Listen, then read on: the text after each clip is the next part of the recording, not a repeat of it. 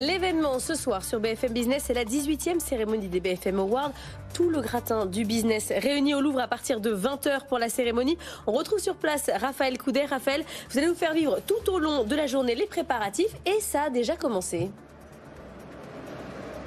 Oui, effectivement, une cérémonie exceptionnelle dans un lieu exceptionnel puisqu'on est ici juste sous la pyramide du Louvre. C'est un cadre assez extraordinaire et vous le voyez derrière moi, la scène est déjà en train d'être installée. Tout à l'heure, on fera les premiers réglages de son et de lumière pour que tout soit prêt pour ce soir, pour cette cérémonie qui vise donc à célébrer la réussite des entreprises françaises, l'innovation, le rayonnement à l'international, bref, tous les beaux succès du monde de l'entreprise de cette année. Cette salle, elle sera remplie ce soir. 500 personnes sont attendues, des décideurs, des chefs d'entreprise, des entrepreneurs, les fondateurs des plus grandes startups de la French Tech. Et 6 récompenses vont être attribuées pendant cette cérémonie. Comme chaque année, l'entrepreneur de l'année, le prix de la raison d'être, la meilleure transmission familiale, la meilleure conquête à l'international également. Et bien sûr, le trophée ultime, le plus prestigieux, celui du manager de l'année. L'année dernière, c'est Bernard Charles, le patron de Dassault Systèmes, qui a remporté cette récompense. Alors, qui pour lui succéder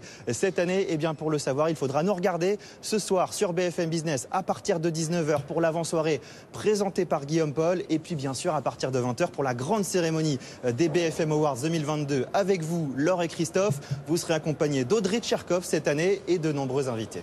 Merci Raphaël. Et pour savoir aussi qui va être le manager de l'année et qui succède à Bernard Charles, vous pouvez aussi regarder la matinale demain, puisque évidemment le lauréat sera notre invité à partir de 8h15. Et puis